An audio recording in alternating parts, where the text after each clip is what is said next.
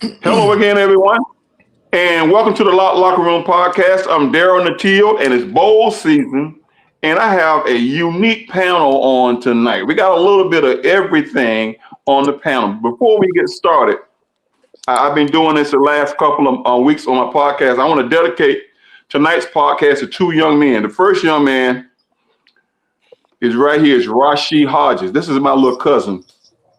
He passed away December 7th, about 7 years ago.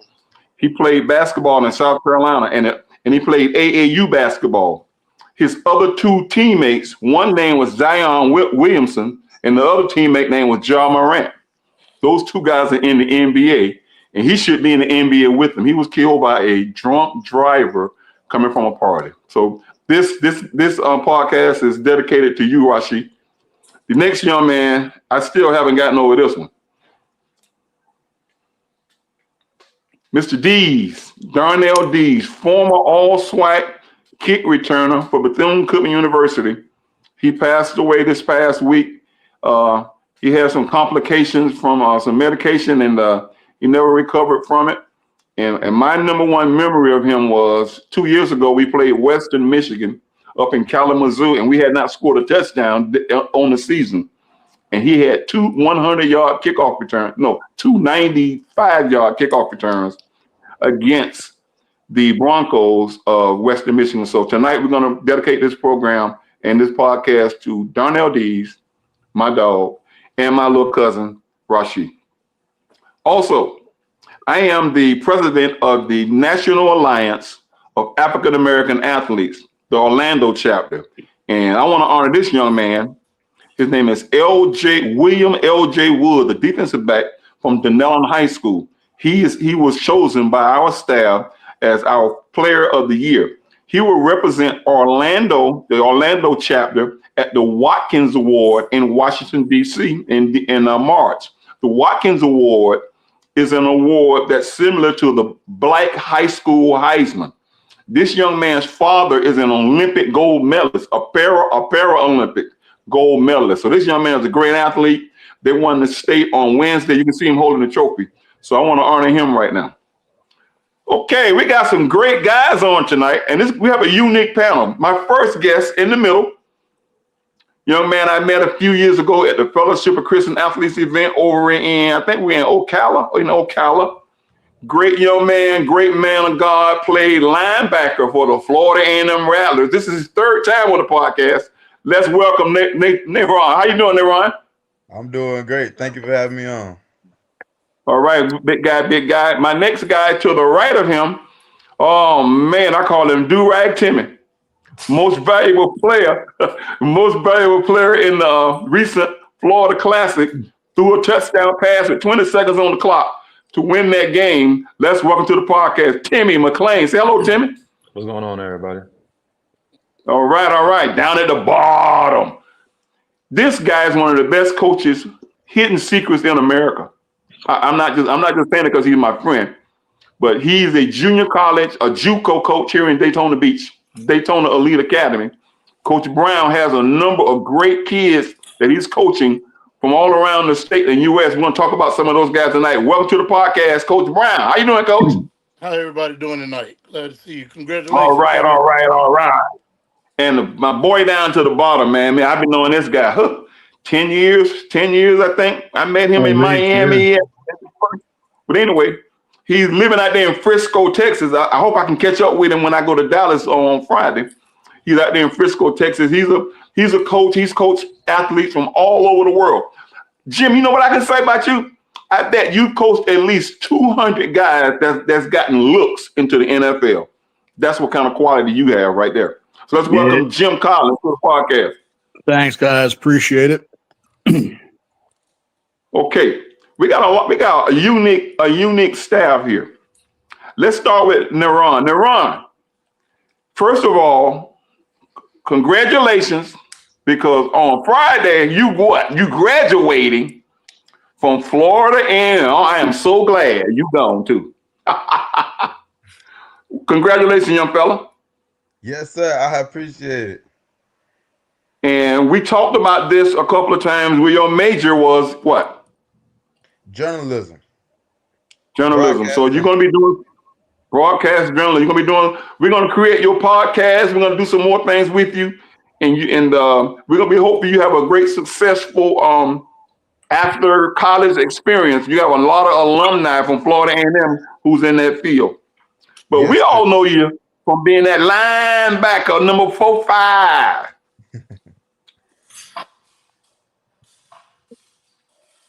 Tell us about how you got to Florida A&M. So I went through my senior season. We were a pretty good team of high school, but I wasn't getting any looks, and so I was honestly thinking, about life after football. And so I was kind of moving on with how I was going to go to college and how I was going to try to pay for college. And I got a call from, the old defensive coordinator, Coach Ryan Smith.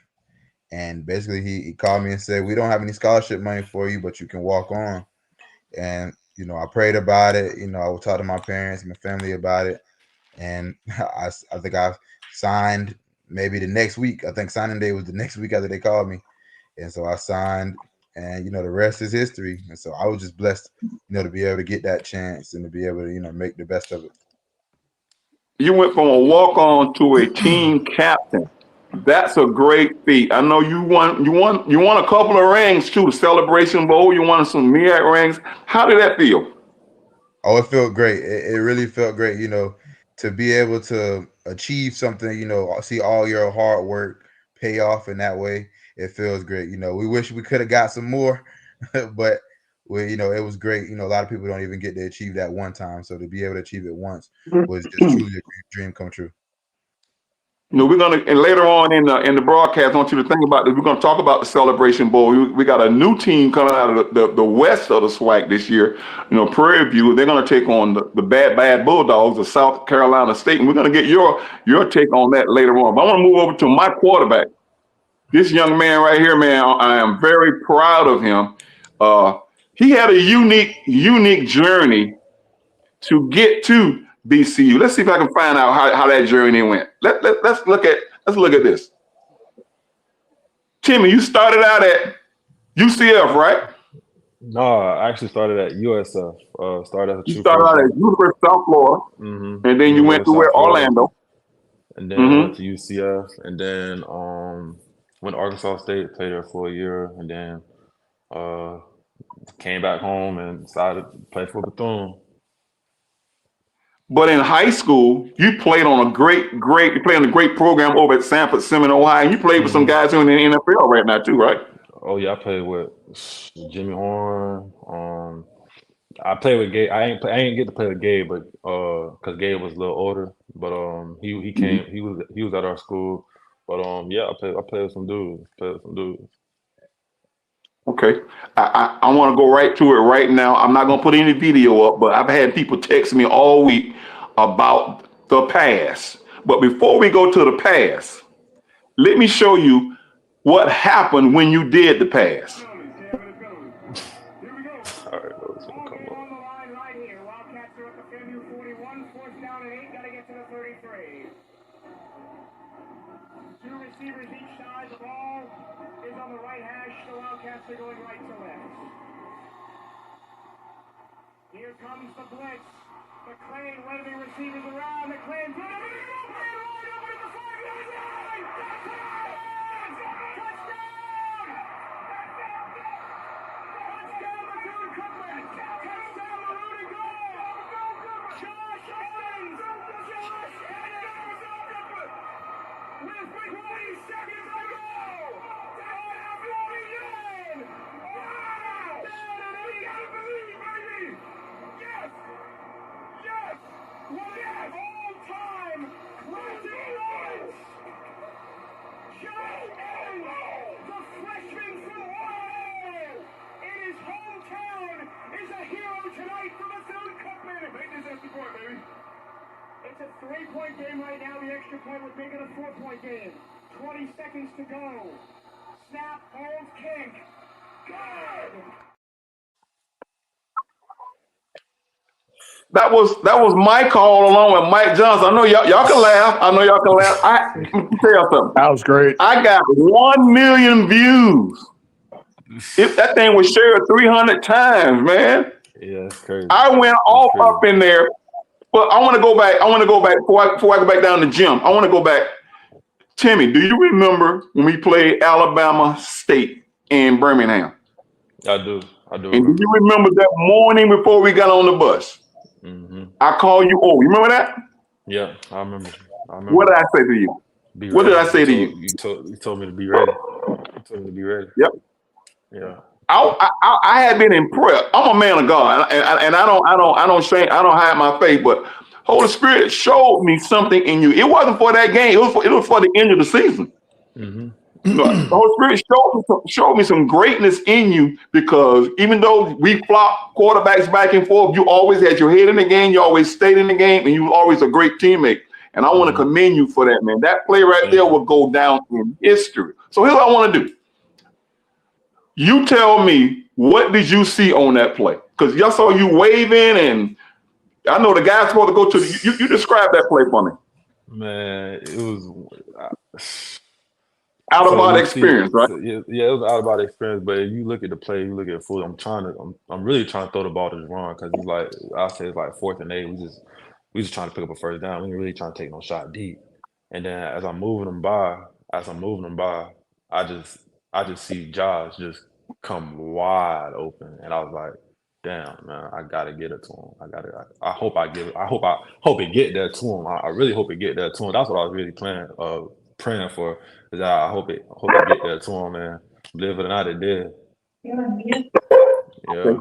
On the other side of it, Naram, in video, we see you chasing the play, but it wasn't your play. That the defensive back actually bit on Javon on the curl route, and you had to chase it down. What was your view?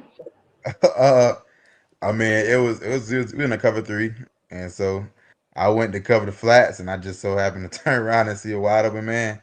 And so football plays. You see somebody running wide open, you try to guard them. And that was a great play. By Timmy.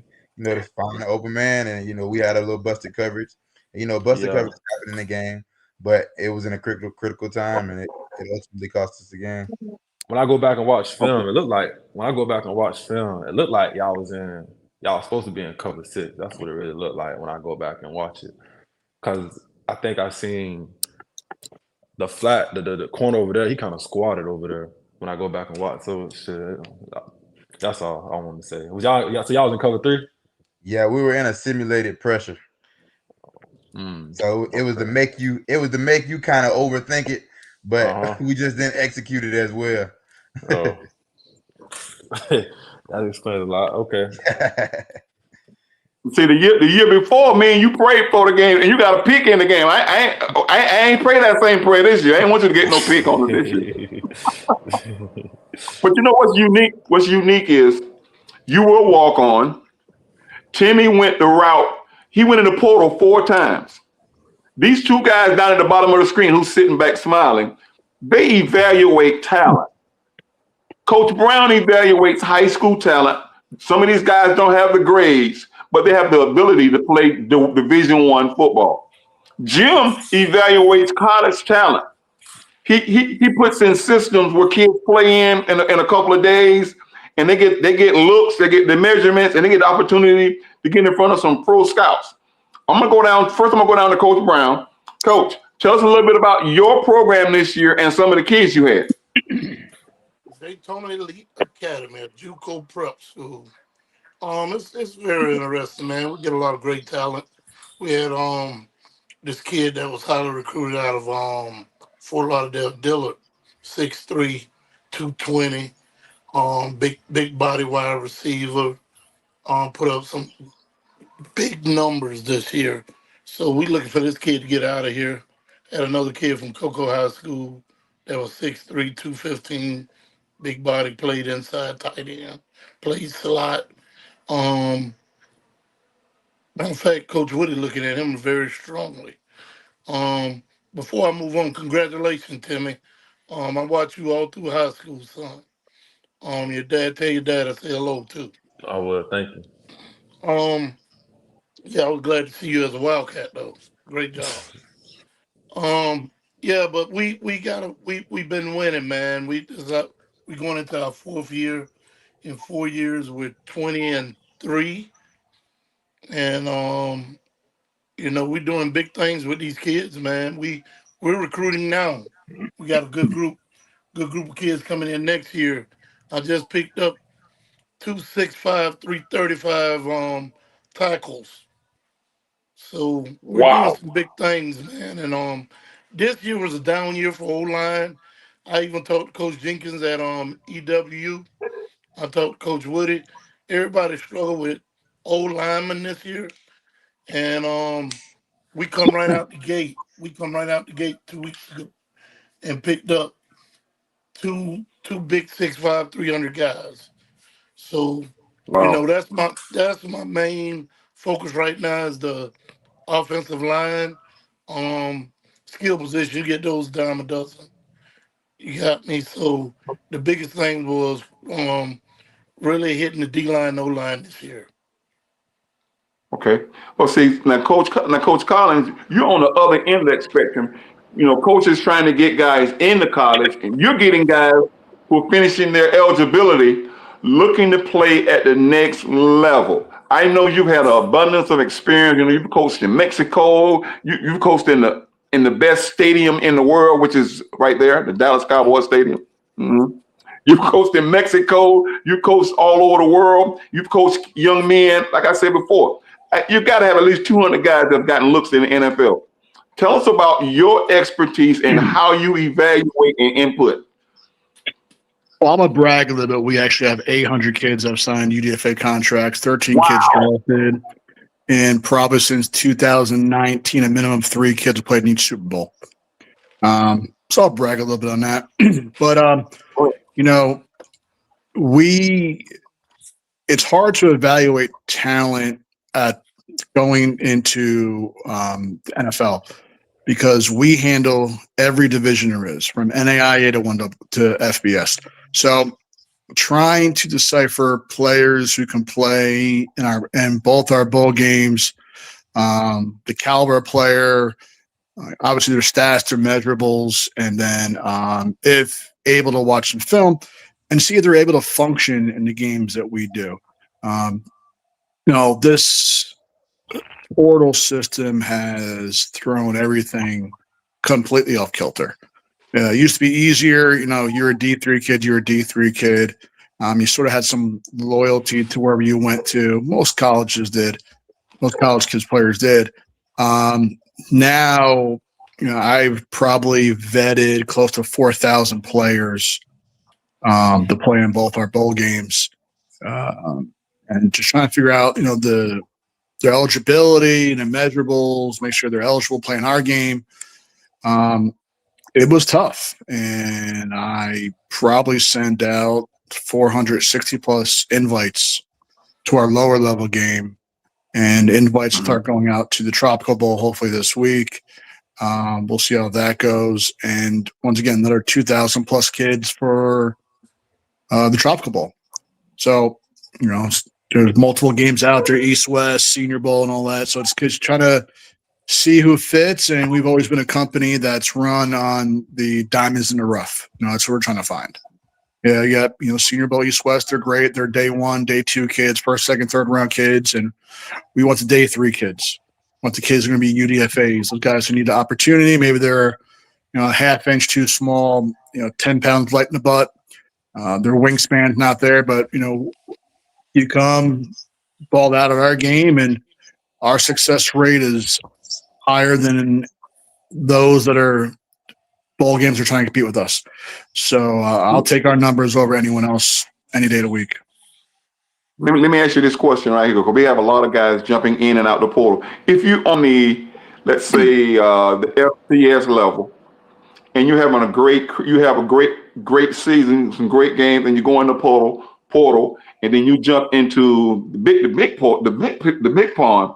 How do you evaluate that if you don't get the same number that you got? Like for example, if you get great numbers in the SWAC, and then you go in the portal and you go to the MAC-10 or the Big 12, and you don't do as well, how do you evaluate the players then? Well, if I'm able to find their stats from years past, it's funny. I've had quite a few kids so far that had the same issues, and they transferred out to actually I'd had a kid transfer from Alabama down to D2 school and did not play whatsoever. Transferred down, tried to give him playing time. Didn't play at Alabama. He's a D1 kid, but I had no stats. And, this is a stat-based game. So it's kind of hard if I can't evaluate this year, let alone years past. So it's kind of unique what we have to do and make sure that, the stats are there. So I can present you to the NFL and go, hey, look, Joe Smith has XYZ stats over the last few years at this school, but he played minimal here or whatever it may be. But it's kind of hard to get a kid in who, maybe balled at a lower level, went up and didn't play whatsoever. I just, you got kids that are all conference, preseason All-American that we invite in, and a kid who transferred in somewhere else that has no stats. It's hard for us to do that. If we have another player that has better stats than you, and it's kind of hard to justify all that. Okay, Timmy and Neron, you guys can ask a question if you want to. How do these guys get an opportunity? They can't play in the bowl game this week, and Neron is graduating. Timmy's got some stuff going on. How do they get looks, possibly for Canada or Arena? You guys want to ask a question? Neron, you got a question? Yes, I was going to ask, how does the evaluation process for the Tropical Bowl work? So it works the same way, as every game we run. So I take Tropical Bowl is a little more difficult, just because we try to go FBS first, obviously, because it's an FBS game, and then we filter down to the lower levels.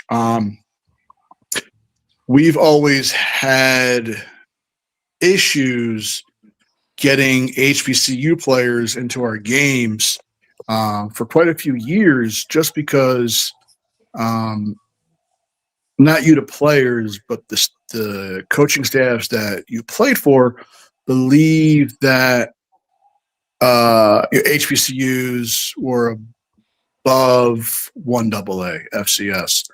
And what we try to do is we want to bring in lower level kids, FCS, HBCUs, D2, D3s. We want you to come to the FCS Bowl. We want you to absolutely ball out. And then when you ball out, we bring 25 to 30 kids up to the Tropical Bowl, and you produce there. For a great example, we had a kid 2 years ago, Levi Drake Rodriguez, played at Texas A&M Commerce. He was a D tackle, 6'2", 6'3", 305, and he balled out at the FCS Bowl. He was on my team, and truth be told, I didn't notice him. You're a 3-tech. I'm not really noticing a 3-tech ball out. But he won defense MVP. We brought him up to the Tropical Bowl. And when I tell you he was a possessed human being on that field, my offensive lineman that game was all ACC. NC State, UNC, kid from Tulane is playing the NFL, two UNC kids, and he just bent every one of those kids in half during one-on-ones. And he got drafted in the 7th round by the Minnesota Vikings, and now he's just finished up his second year at the Vikings on the roster. He's playing, and trying to get the Cowboys this week. Yep, they missed him. Yeah. So you'll see him this week. But we've had an amazing amount of players that went through the FCS game up to the Tropical Bowl and have gotten, if not drafted, but, signed undrafted free agents. Now, when you're it's easier for me to get fat people in the game because it's hard to get fat people in the game, O-line, D-line. But if you're like first team, all conference, all American at a lower level, that definitely opens our eyes up. And okay, let's look here. Obviously, if you're first team All-American or first team conference, you've had the ability to showcase and put out as one of the best in that that league. SWAC, MEAC, where it may be. So that would bring my eyes to there. So that position, like you put you're a linebacker, right? Yes, sir. Yeah. So like, okay, if linebackers, we're looking at linebackers and the numbers aren't there, and I'm going right down to the next level, FCS, and going from there. So it's being a back seven defender is a lot easier to get into the game if you're an FCS HBCU kid, just because there's so many ball games, the hula ball, East West, senior, all that it's the players start vanishing pretty quickly. So to get the tropical ball as a skill kid is not difficult. Just stats got to be there. And yeah, that's where we're at with the back seven. Quarterback though, a little more difficult. We tried to take 3 to 5 per game, just so you guys maximize your exposure during the game and during the weekend. But same exact thing. We've had players come up, be elevated. We've had quarterbacks like Devlin Hodges, who won the, Walter Payton Award or Heisman Trophy for 1AA. It was at Sanford. We brought him in. He got picked up by the Vikings. We had Joe Flacco's brother come in 2020 when we were at Stetson. The kid absolutely balled out. And if it wasn't COVID didn't hit, he gets drafted or at least signed up to the NFL. He went and played CFL for a few years. So we do bring players up. It's just how the numbers fall and where we need and where we're going to go select players from lower level. So let me ask you this. Kid, look at Timmy. He played 4 different offensive coordinators, 4 different systems, 4 different leagues. How would that measure out for a guy like Timmy McClain? It's once again, it's stats based, but what we try to do, up until this year, I was one of the head coaches and I called the offense as well. And, when the scouts sit down and talk to you, that's a point to you'll bring up to the scouts when you do talk to them. Because they'll ask you a bunch of different questions about, how do you feel in your offense, what you like, what you didn't like, and on a situation like you where, transferring multiple times, it's beneficial as long as you're learning along the way. So if I'm in multiple offenses with multiple OCs, as long as you're progressing year after year and you're learning how to read coverages, you're not just relying on your OC or the eyes above in the sky to tell you, okay, you're looking at the left side, you're on the right side, or predetermined routes and what your looks are. That's beneficial for you. And the scouts, if they're interested, they're going to watch all the film. They're going to break you down. And once again, being beneficial with multiple offenses is when you get in that whiteboard, and you're describing the play, your play, cover 6 and whatever you saw, that's going to escalate you and put you above other players, because I can't tell you the amount of kids that I install an offense to and they're deer in headlights. I mean, Coach Brown could tell you he helped me out for years, and I give 65 pages of PowerPoint install for offense. Realistically, that's what you're going to get like day 1, day 2, rookie minicamp. Football is football. If you can break it down and identify what it is, it's all verbiage, it's all vocabulary. Cover 3 is cover 3, a hitch is a hitch, a slant's a slant. A blitz is a blitz.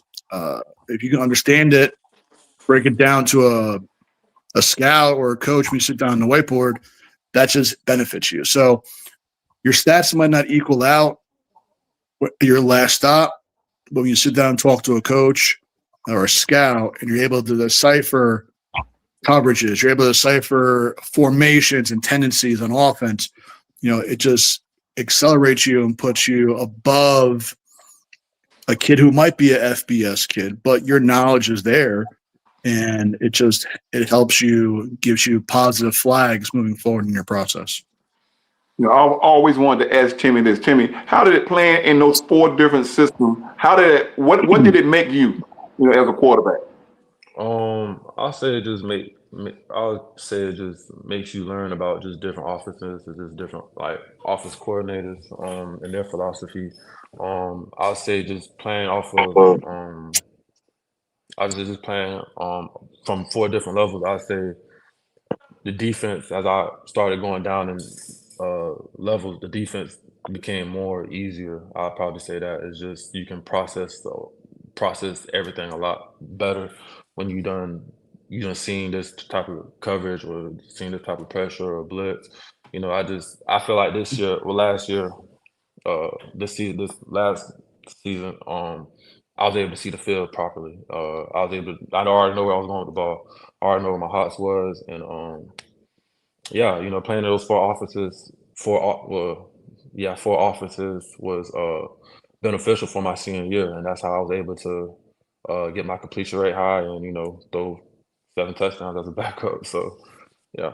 Okay. Now we have a lot of kids that's in the FCS Bowl and Tropical Bowl who start out in JUCO, where Coach Brown is. Coach, how many kids do you know make the leap from JUCO to the NFL? And I can name a few like Ocho Cinco and the guys like that. Yeah, I've had kids in the past last 15 years that have started out at JUCO level and has advanced all the way to the NFL. And I've had a lot of guys come out of the portal. And the guy Jim was talking about, I coached the kid 2 years ago, and he was a ball of fire, man. And I was so proud for that kid on draft night.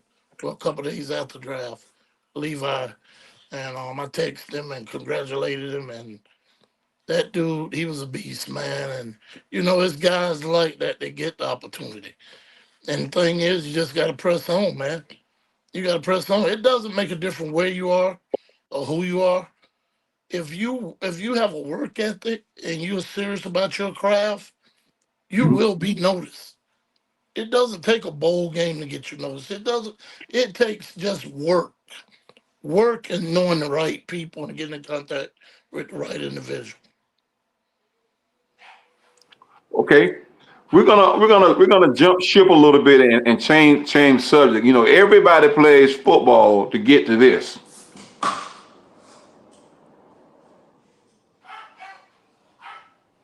This year, there's a 12-team, 14 teams? No, 12 teams. Bill 12. 12 teams? Yeah. Okay. Let's go through this. I'm gonna let everybody be an analyst. We're gonna go through it. I want to give me your opinion. We're gonna start with the 12-5 game. You got James Madison and Oregon. Let's talk to that. Let's see what Neron got to say about that game. James Madison, Oregon. That's Oregon, no doubt about it. Yeah, Oregon gonna win that one. I feel like James Madison and Tulane definitely had great seasons, but I think also their strength of schedule wasn't the top, and so I think that it may be a culture shock. When you put these Cinderellas sometimes in, it can either go really, really good or really, really bad for them. Okay, but I think I'm going Oregon. All right, Timmy, you got Tulane and Ole Miss. I'm gonna go with Ole Miss. Just knowing the offense coordinator very well, Charlie Weiss Jr. I know he's gonna dial them boys up. So just I'm going Ole Miss. Okay, so you go with Ole Miss and they win the game, and then they play who? Georgia. Yeah, they play Georgia. Yeah. Ole Miss had Georgia during the season they played, and they were up 34 to 20, 25 or something like that, and lost that game. They should have beat Georgia. Yeah, they should have. Yeah, they should have. Okay, we're gonna go to the top of the bracket. I'm gonna give Coach Brown. You're gonna have Roll Tide against Boomer Sooner. I'm a roll tide, man. I'm a Nick Saban boy. I know it. I do that. You Nick Saban, you probably got some instincts in your closet. Yeah, so I think we could do it. Brent gonna be hard. Brent gonna be tough. Kellen DeBoer is not Nick, but I like Alabama in that one. Okay, we're gonna move across to the University of Miami, Texas A&M. Jimbo. Man, you got to give me this one, all right? I'm a Notre Dame guy. My two losses are to these two people right here. Let me tell you. Yeah, heartbreaking. You know what? A&M. A&M's loaded up. You know, I watched them play live. Been in the games.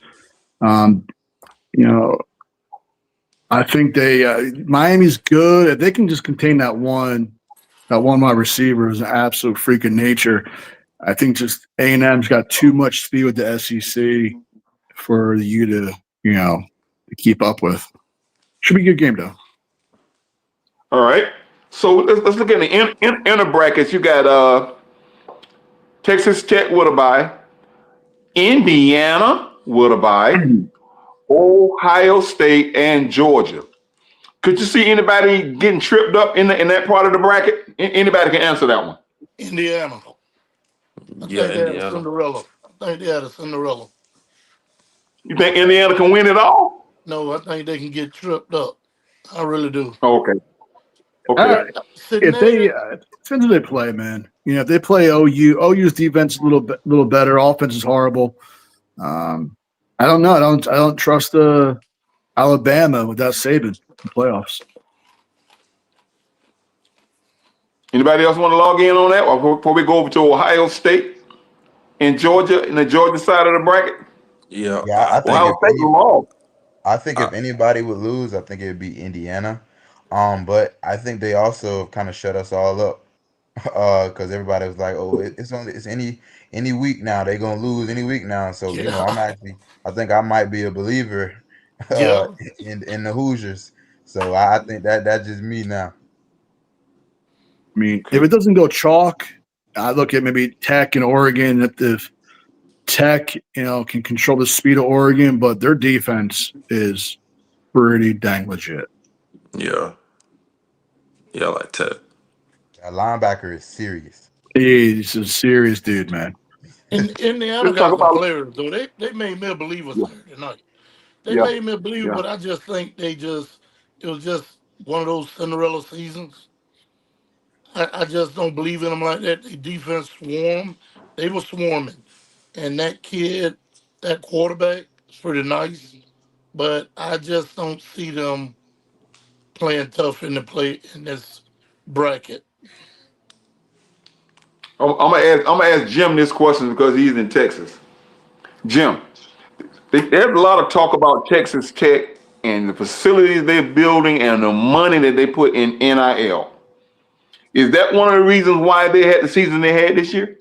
Oh, without doubt, they put in, I think, something ridiculous like $500 million into the facility. But also, there's nothing out there. There is tumbleweeds and horse manure out there. Love So there's nothing out there. So you gotta attract these kids to something. It's like a lot of these. I've been to a lot of the programs down here in Texas scouting. They're all in the middle of nowhere. Besides SMU, which is like almost downtown Dallas, and TCU, which is in Fort Worth, Baylor, middle of nowhere. Austin, middle of nowhere. It's you have to build these facilities, or you're not getting the players. I mean, look at Bethune, right? They had to finally upgrade the locker rooms in their facilities to make sure the players stay there. So it's an arms race now, and I mean, Mahomes put so much money into that program as well. And the amount of oil and gas money in Texas and most of these universities are just absolutely absurd. Mm-hmm. But here's the thing. There's NIL everywhere for high school, but there's no NIL in Texas, is it, for high school kids? No. They've the good old boy network hasn't broken through yet. It is. I like it the way it is down here. I know Florida doesn't have the NIL, right? Mm-hmm. Yeah. Yeah, and you got kids making more money than coaches do. So go figure that. So Hey, Natil, All right. Texas Tech also had the most expensive D line in college football this year. Oh, really? Yeah, they Okay. yeah, D line was they got All right. they spent a lot of money this year. yeah they spent like $5 million on their D line. All right. I'm gonna put a picture on the screen, and whoever can guess who this person is, maybe I'll buy you lunch. Oh, that's what's his name? Is the kid I'm forgetting his name. I have no clue. Is that the kid? Yeah. Is the wide receiver from the U? No, that's That's Blaze. Blaze. I was gonna say Flash. Blaze, yes. Blaze, the most popular kid. He's a Pop Warner phenom. If you get a chance to go to YouTube, put in Blaze and watch his workout, this kid right here has D1 skills right now. If you see on this picture, this was at the Super Bowl last week. I think it was in Florida. Every team, every player from every team want to take a picture with this kid. Great kid, humble kid, come from a great family. And I don't even know his real name, but I saw this looking through Facebook this weekend, and I just saw how many people were coming up to him and talking to him. He's a kid that we should be watching play, at least in the Under Armour All-Star game or the Army All-American game in the next few years. So I have a cousin. He is 8 years old. He won the Heisman. He got a real Heisman trophy. He won the Heisman for the best 8-year-old in the state of Florida, and he's ranked number 5 in the nation. Do you think ranking kids in Pop Warner football now? Yes. You think that's is that real or is that a game? Again, it's a money grab. That's messing these kids' heads up. Blaze played against my youth organization 3 years ago, and at that time he was 7. They had just started bringing him out, and he played against my little 11-year-old. That was 8U, and he ran. I went out, took a picture with the kid because he's a phenomenal. He's a young phenomenal kid, and we talked to him and talked to his dad, and his dad is a real humble guy, but me personally, I think that's, like guys offering 8th graders a scholarship or offer. Come on, dude, really? It was a kid out of Cocoa named PlayStation. He was bigger than Blaze. That kid got to high school and played 2 years and fell off the map. He fell off the map, and I've seen it happen right here in Daytona. That's why I hate the news journal. They blow these kids' heads up, and then when they leave out the nest, they can't seem to make it because you don't blow their head up. I think that's a bad thing for kids. I really do. It's also the parents. Well, Like we have baby Gronk down here in Texas, and kids actually from Frisco where I'm at. Well, when you're whatever, you're just dominating flag football, no contact, you're good. But they actually had to move him somewhere, and the parents' involvement now is just the social media. We actually Texas actually signed a law where no one under 18 can have social media. So it's just it's crazy what these parents do as well. Okay. I hate the guy to kind of rush you guys, but we're almost out of time. I want to put this picture up of Nayron. Nayron, talk to the FAMU people, talk to your parents, talk to everybody who's helped you throughout your career. Talk to them. I just want to say thank you, to anybody, teachers, professors, coaches, my family, for always supporting my dreams, for always being there to cheer me on. I just want to, thank God, as well, first and foremost, for just blessing me with the ability and blessing me with the platform to be able to bless other people and to be able to kind of be a role model for young people of my area and young people around the state. And so I'm just humbled, and I thank y'all for this journey. And hopefully, we can stay in contact. But I love everybody. Timmy, I love this picture right here, buddy. Talk to the people, man. You've been 4 different places, man, and you won Yeah. state championships in high school. Yeah. I just want to say first and foremost, I want to thank God. I want to thank God. I want to thank my family, mom, dad, brother, sister. I want to thank my teammates.